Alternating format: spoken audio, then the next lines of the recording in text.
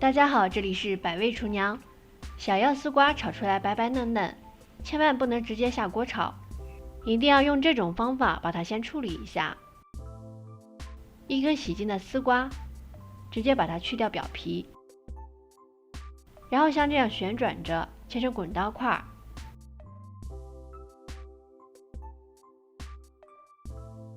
切好以后，把它泡在清水里边。泡在水里边，防止它氧化变黑，这也是非常重要的一步。一颗绿色辣椒，对半切开以后，把它切成菱形块。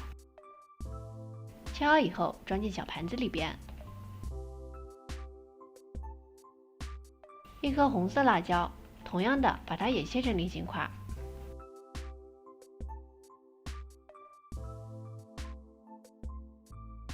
切好和绿色辣椒放在一起，放在一边备用。几颗大蒜，把它拍扁，然后切成碎末。想要丝瓜好吃，大蒜是必不可少的食材。大蒜和丝瓜搭配才是绝配。切成蒜末以后，把它放进小盘子里边备用。锅里边先把水烧开，然后往里边滴入几滴食用油，再少加1勺食盐，再把丝瓜直接倒进来，快速的翻拌一下，这会丝瓜变得更嫩。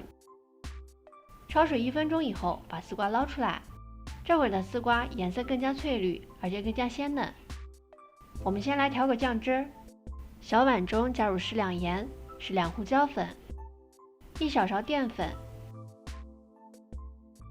再加一点鸡精，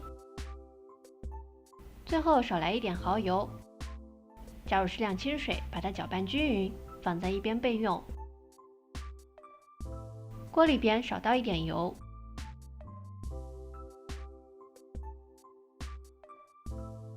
油热以后，加入蒜末，先来把蒜末炒香。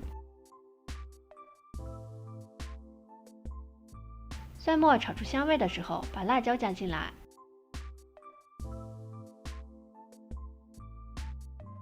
用大火翻炒，翻炒1分钟左右，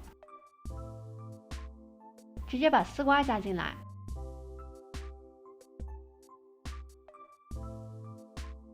大概翻炒30秒。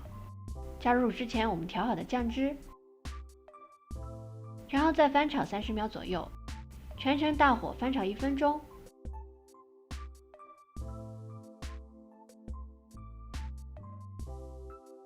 鲜嫩洁白的丝瓜就可以出锅啦。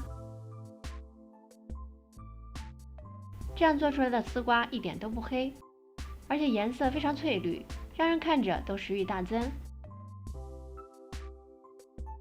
用这种方法炒出来的丝瓜香辣入味，满满的都是蒜香味，非常下饭。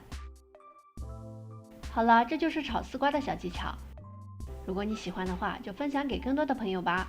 这里是百味厨娘，我们下期视频再见喽。